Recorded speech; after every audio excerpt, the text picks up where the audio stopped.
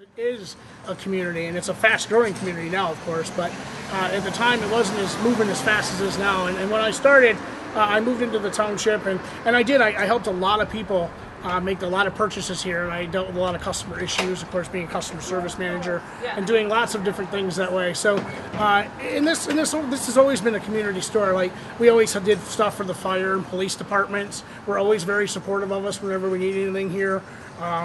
And I remember doing a lot of things like with Shelby Cleanup Day. That's how I got involved with the beautification committee and the stuff that I got involved in the community, because I tied the Kmart community into the community stuff that was going on locally here in the neighborhood. So it was extremely enjoyable to do that.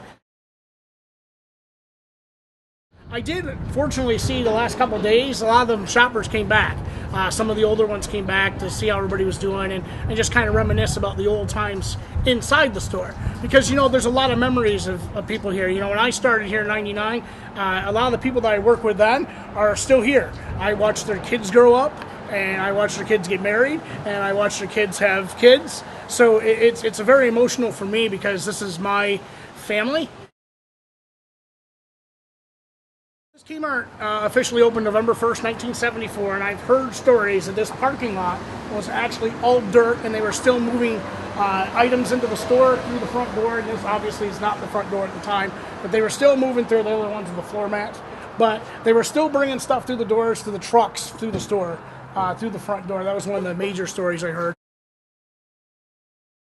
The blue light, since I've been with company, the blue light's been introduced and come and gone a couple different times.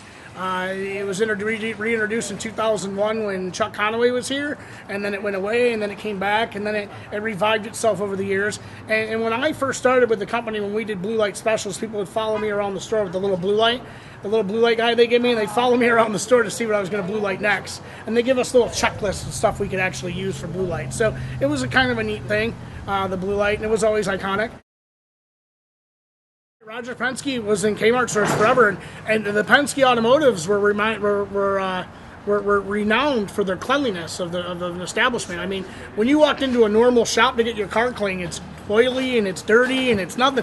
But when you walked into a Roger Penske Kmart location, it was the cleanest thing you ever seen in your life. The floors were spotless, the counters were clean, the whole area in the back was clean. I mean, I never saw a dirty Penske automotive while Roger Penske was running it, that's for sure. When I first started in the restaurant operations, we made the subs, not the level that they used to make them, because in the front of the store there used to be a deli there, and that's really where that's where the subs were the most popular at that point, was up in the front of the store. But yeah, anytime I talk to anybody about Kmart, they talk about subs and popcorn and slushies over the years. You worked Monday through Friday to get to the weekend, because that's when you saw most of your shoppers. And the store was always busy on the Saturdays and Sundays, and that's when you would see the whole family come. When I first started in the early 2000s, prior to the bankruptcy, you would see whole families still coming every Sunday to actually shop here at the Kmart store. So it was always nice to see those Kmart people when they would come. Every week you'd greet them and meet them and do all that stuff every Sunday, because you knew they were going to come into your store. It started as Chatham's, I believe, and then it moved into some other type of grocery store. Farmer Jack, I think, was the last lessor of that particular building. And we used to use that building back in the day.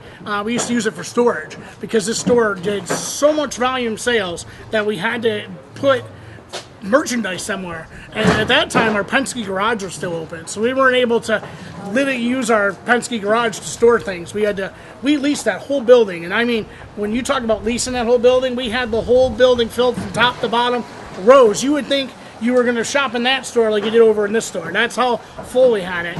And then as time went on, of course, Penske Automotive left in 2001, or right during the bankruptcy time, and then we started utilizing that, and of course less freight come in, so we were able to release that building, and Big Lots moved into that building after we released it.